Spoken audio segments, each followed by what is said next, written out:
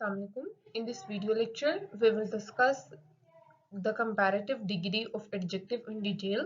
So let's start.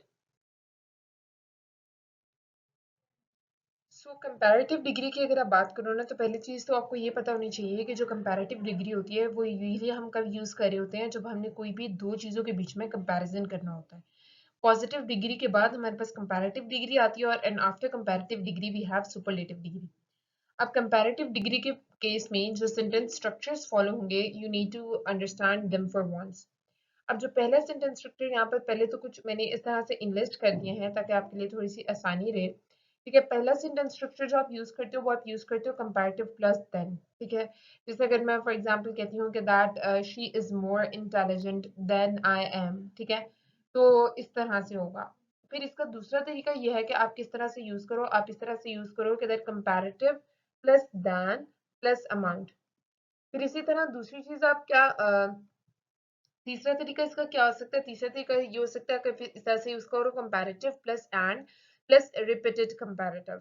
अब ये जो कंपैरेटिव है दैट इज फॉर एग्जांपल मैं कहती हूँ कि that her condition was getting worse and worse and worse. अब इसके साथ जब मैंने वर्स एंड वर्स बोला है तो वर्स इन इटसेल्फ कंपैरेटिव है। अब मैंने इसके साथ एंड और दोबारा से वर्स जब यूज किया तो ये मैंने बेसिकली इंटेंसिफाई करने के लिए सिचुएशन को जो है ना वो ये फॉर्म यूज की। और जो है तरीके इनको रिप्रेजेंट करने के वो कौन से हैं। They are basically number one is comparative the comparative. अब इसमें ये वाली एग्जांपल जो है ना बहुत दफा हम यूज कर चुके हैं। The higher we go the cooler it is. ठीक है, the more I read the more I understood. ठीक है, तो ये बेसिकली एक सेंटेंस स्ट्रक्चर है जो कि कन्वेंशनली जो है ना वो फॉलो होता है। इसी तरह एक सेंटेंस स्ट्रक्चर है कंपैरेटिव टू। अब यहाँ पर कुछ इस तरह के जो है वो कंपैरेटिव डिग्रीज होती हैं फॉर एग्जांपल जिनका इन पे आई ओ आर आता है जैसे सुपीरियर इंफीरियर एक्सेट्रा। तो ये फिर अपने साथ हमेशा जो है ना वो टू प्रपोजिशन लेते हैं। इसी तरह एक और जो चीज यहाँ पर जो वर्थ नोटिंग है वो है the comparative of the two. ठीक है, अब इसके अंदर आपने बताना है कि बेसिकली ये सेंटेंस स्ट्रक्चर किस तरह से होता है। ये सेंटेंस स्ट्रक्चर इस तरह से होता है कि that this idea is better of the two. ठीक है, अब इसमें बेटर क्या है, बेटर कंपैरेटिव है। तो बेसिकली जब आप बता रहे होते हैं ना किसी एक के प्रेफरेंस देने के लिए या किसी एक को स्पेसिफाई करने के लिए कि ये ज्यादा अच्छा है या ज्यादा बुरा है तो फिर आप ये the comparative of the two का स्ट्रक्चर यूज करते हैं। इसी तरह आप जो है वो मच या अ लिटिल वगैरह कंपैरेटिव डिग्री के साथ यूज कर सकते हैं। ठीक है, जैसे it was a little worse. ठीक है, तो ये बेसिकली जो है ना इंटेंसिटी को थोड़ा बता रहा होता है। अगर मैं मच यूज करती तो ज्यादा होता और अगर अ लिटिल यूज किया है तो दैट इज बेसिकली लेस। इसी तरह फॉल्टी कंपैरिजन है। फॉल्टी कंपैरिजन इज समथिंग कि वो जो है वो जब डिटेल में आएगा तो you will understand it better. तो इसमें बेसिकली ये है कि फॉल्ट क्या करते हैं हम जब कंपेयर कर रहे होते हैं दो चीजों को तो हम कभी कभार जो है ना वो दो अनलाइकली चीजों का कंपेयर करना शुरू कर देते हैं। फॉर एग्जाम्पल मैं कहती हूँ कि that my hair are longer than her. अब इसमें जब मैंने देन के साथ यूज करना है ना तो मैंने देन हर हेयर कहना है कि मेरे बाल उसके बालों से लंबे हैं। मैं ये नहीं कह रही कि मेरे बाल उससे लंबे हैं। ठीक है, इसी तरह अगर मैं देन हर हेयर नहीं बोलना चाहती तो मुझे हर के साथ एपोस्ट्रोफी एस यूज करना पड़ेगा पॉजिटिवनेस दिखाने के लिए कि मैं उसके बालों की बात कर रही हूँ। तो that was a bit about faulty assumption, लेकिन you will read further in detail about the faulty assumption when you will see it line wise. ठीक है, so first of all,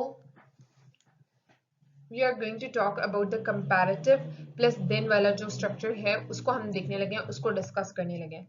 जब भी आप then को कंजंक्शन के तौर पे यूज करते हैं ना तो बेसिकली इसका मतलब ये होता है कि आप एक नया क्लॉज इंट्रोड्यूस करा रहे हैं सेंटेंस में।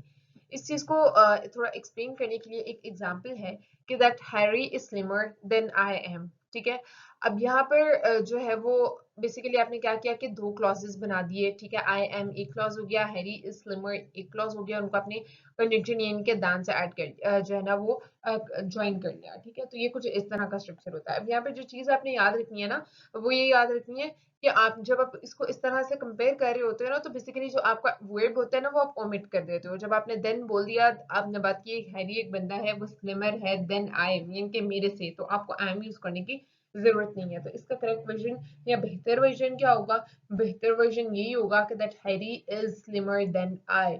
अच्छा, अगर हम कुछ फर्दर मूव करें तो अगली चीज ये है कि that in a formal style personal pronouns after then are left in subjective case। ठीक है।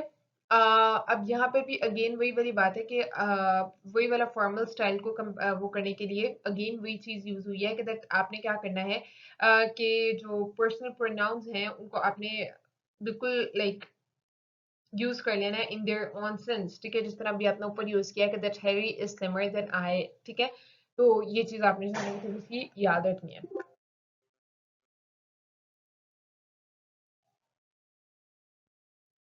इसी तरह अगर हम फर्दर मूव करते हैं तो दूसरी चीज जो हमने यहाँ पे डिस्कस करनी है वो हमने बात करनी है comparative plus than plus amount की।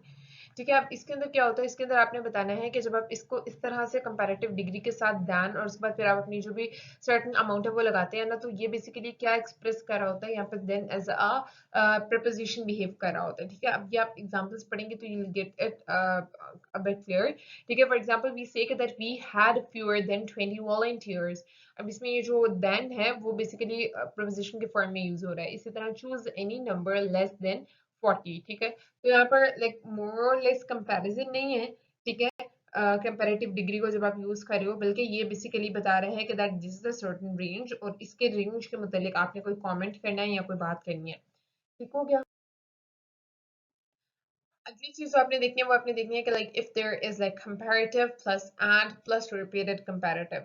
अब ये कब होता है, ये चीज जो है ना मैंने अभी आपको स्टार्ट में भी जो है ना वो अब थोड़ी सी एक्सप्लेन की थी so that you can have idea. और वो ये था कि that we can use this expression to express the idea of a situation intensifying. जैसे for example my headache was getting worse and worse. ठीक है, अब यहाँ पर देखो बात वही है कि दैट मेरा जो हेडेक है वो बुरे से बुरा तर होता जा रहा है, पहले से मजीद बुरा हो गया है।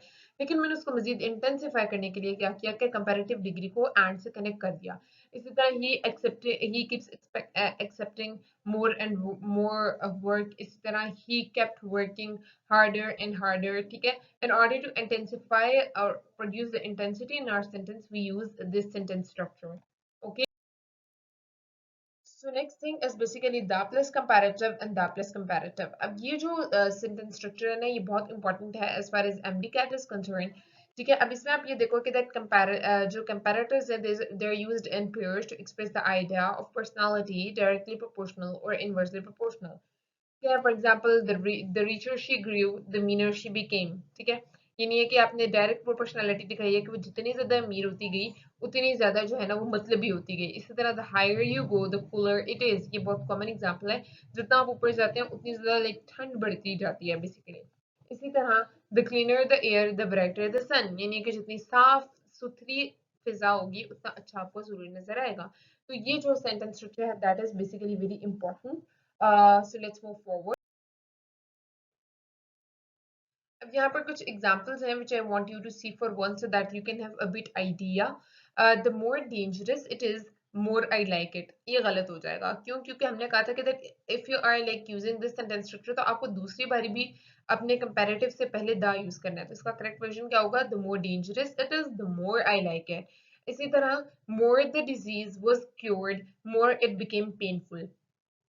ये जो चीज है दैट इज टेक्निकली रॉन्ग। इसका करेक्ट वर्जन क्या होगा? इसका करेक्ट वर्जन ये होगा the more the disease was cured the more it became painful. So you see that whenever you are using this sentence structure तो दोनों कंपैरेटिव से पहले आपने द ऐड करना।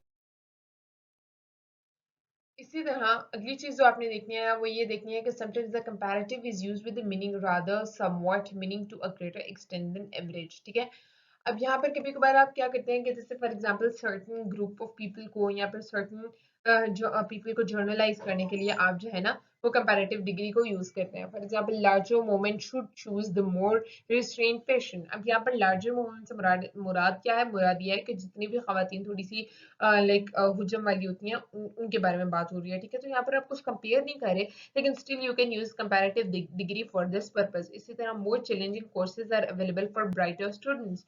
ठीक है, अब यहाँ पर भी अगेन मोर चैलेंजिंग क्या मतलब? यहाँ पर भी आप एग्जैक्ट कंपैरिजन नहीं कर रहे, बल्कि आप अगेन क्या कर रहे हो कि दैट एक सर्टेन क्लास ऑफ स्टूडेंट्स के लिए एक जो कोर्स है उनको डिस्क्राइब करने के लिए कंपैरेटिव डिग्री को जो है वो यूज कर रहे हो। So this is all for today. इंशाल्लाह बाकी जो रूल्स वगैरह हैं वो हम नेक्स्ट लेक्चर में कंटिन्यू करेंगे। Till then thank you so much. अल्लाह हाफिज।